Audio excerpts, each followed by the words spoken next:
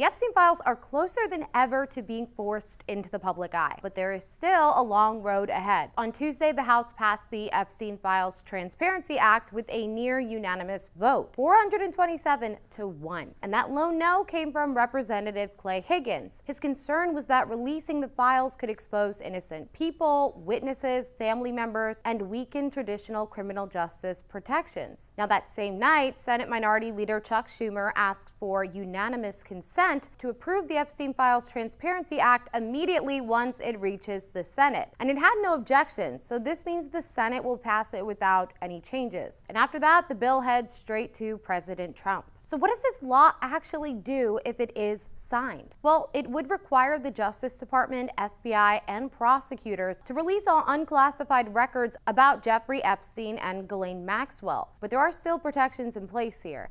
Anything that could identify victims, compromise ongoing investigations, or affect national security can be redacted. But political sensitivity, reputational harm, or embarrassment, they're not valid reasons to withhold documents per the bill. And once the bill becomes law, the DOJ has 30 days to release the documents. Epstein survivors have been pushing hard for this moment. On the morning of the vote, Representatives Thomas Massie, Ro Khanna, and Marjorie Taylor Greene appeared on Capitol Hill with survivors and their families. Many expressed gratitude, but also skepticism, worrying about redactions and whether the files will tell the whole story. Greene pointed out that around 1,000 women have claimed they were victimized by Epstein and criticized the last 5 presidential administrations for covering up these files. If fully implemented, this law could dramatically increase public transparency about Epstein's network, his connections, his travels, and how the investigations were handled. But remember, the law only covers unclassified records, so some sensitive information may remain hidden. It's also politically loaded. Epstein's case touches powerful people, and the release could reignite scrutiny. Survivors see it as a moral win, but they stress this isn't about politics, it's about justice. Massie and Khanna have been fighting to release the files, even using a discharge petition that allowed the House to force a vote without waiting on leadership or committee approval. Representative Adelita Grijalva became the 218th signature that pushed that vote forward despite delays in her swearing in because the government was shut down. Now, could ongoing DOJ investigations slow things down? Trump has called for investigations into Epstein's relationships with several figures, including former Secretary of the Treasury Larry Summers, former President Bill Clinton, Democratic mega donor Reid Hoffman, and certain financial institutions. Last week, the House Oversight Committee released about 20,000 pages from Epstein's estate, and among them were emails showing Summers sought Epstein's advice on pursuing a woman he called his mentee.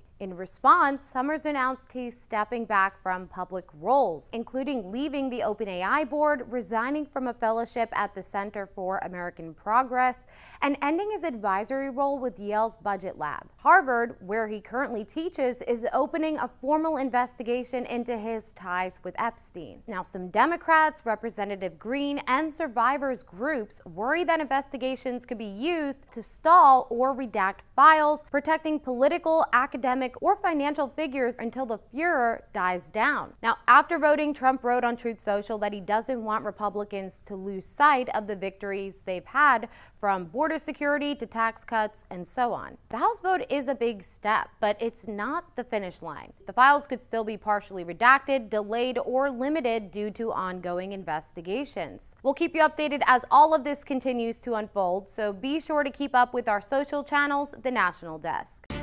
Back to our top story tonight. The Epstein files have been given a green light for release, but that does not mean they'll be available for all to see. Let's go to Emma Withrow from the Fact Check team. And even after the progress in both chambers of Congress, Emma, can you explain the avenue that the DOJ could potentially follow to withhold certain documents? Yeah, so the thing is, even though the bill forces the DOJ's hand to release all the files, the power still lies within the DOJ. Now, I know this seems kind of like, what's the point of all of this? But it's because just just a few days ago, Trump ordered the DOJ to investigate Democrats linked to Epstein. We're talking Bill Clinton, Larry Summers, Reid Hoffman, and JP Morgan. So why does any of that matter? Well, there's a list of provisions written into this bill, the Epstein Transparency Act. You can see them right there on your screen. That specifically allows the DOJ to withhold the files. And one of those provisions is that if the documents would, quote unquote, jeopardize an active federal investigation or ongoing prosecution, so long as the withholding is narrowly tailored and temporary, they're allowed to keep them sealed until that investigation's wrapped up. And the thing with this story is under scrutiny has always been timing. As far as those investigations into Democrats go, many have said, why now? What is the new information that is leading the DOJ to open up these investigations? What did you find? Yeah, that's where critics are saying this is getting more politicized. So, you know, in a July memo, the DOJ made several definitive statements. They said they found no credible evidence of a client list or no evidence of blackmail operations. And they explicitly wrote in this memo, we did not uncover evidence that could predicate an investigation against uncharged third parties. The only new information that's come out publicly regarding Epstein recently was those 20,000 emails that came out last week that were released to House oversight by the Epstein estate. But there's really no confirmation that those emails are connected or led to the new DOJ investigation. So we're still waiting on getting some definitive information on what they're talking about when it comes to this new information that led to these new investigations. All right, Emma, thank you so much. And for more on this fact check team topic, including links to their sources, scan the QR code or visit thenationaldesk.com. President Trump says the truth about Democrats and their association with Jeffrey Epstein will finally all be revealed now that he signed the bill to release the Epstein files. Thank you for joining us. I'm Jan Jeffcoat. It is Thursday. It's Friday Eve, folks, November 20th. Already, the administration has released tens of thousands of documents, which the president says is a lot more than the previous administration. Trump posted on Truth Social, do not forget the Biden administration did not turn over a single file or page related to Democrat Epstein, nor did they ever even speak about him. Democrats have used the Epstein issue, which affects them far more than the Republican Party, in order to try and distract from our amazing victories, including the great big beautiful tax cut bill, getting trillions of dollars invested in the USA, creating the hottest country anywhere in the world, and even delivering a huge defeat to the Democrats on the recent shutdown disaster. Let's go to Mark Boyle at the live desk, giving us a timeline here about the release of these files. We know it's about 30 days, Mark. There's still a big question as to what new revelations we could possibly potentially see. You know, there's going to be a lot of redactions in this. I was just going to say, we're going to see these documents come out with just black marker through it, all the redactions. So you might not expect to get a lot in that 30-day period. So right before Christmas, we could see these documents rolled out publicly. All eyes now turn to the DOJ now that the bill has passed in the House and the Senate has the president's signature. Nearly every representative and senator voted in favor of passing the bill except for one. House Speaker Mike Johnson hopes this is the step in the right direction. Overall, I mean, the bill has passed, Congress has spoken, and, you know, we did what was necessary. I hope it brings comfort to the victims and the survivors. The release of the files will not happen right away. There are a number of steps the DOJ has to follow to protect the investigations that are ongoing, they say, as well as alleged victims. According to the Attorney General Pam Bondi, there's still an ongoing investigation going on in New York right now connected to Epstein, and there is a need to keep private information just that, private. The Attorney General says more investigations and charges are possible.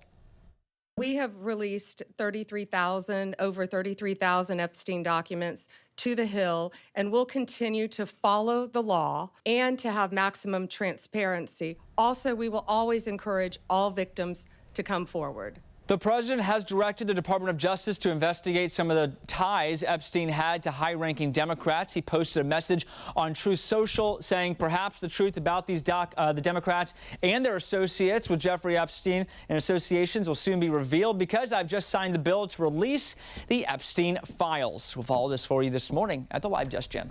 Our team has got you covered. In an exclusive one-on-one interview, Jeff Harris talks with a lawmaker serving on the assassination task force, plus Kayla Gaskins with a look at the Democrats now under fire for communications with Epstein.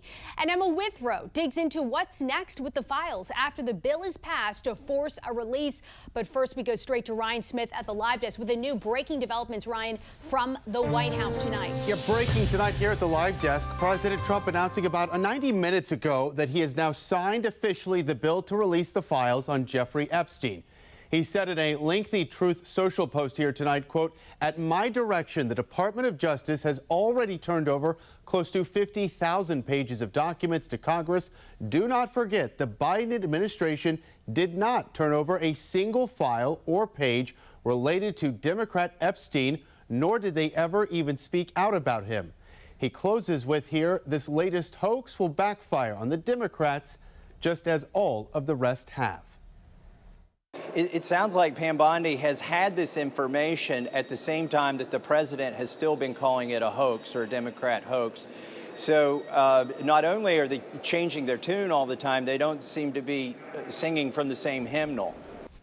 Take you out live over Capitol Hill tonight. That is where the investigation into Jeffrey Epstein and that scandal, well, it moves forward. House Oversight Committee Chair James Comer here issuing subpoenas to J.P. Morgan Chase and Deutsche Bank, compelling them to turn over Epstein's financial records. Both big banks there agreed to substantial settlements with Epstein's victims in 2023.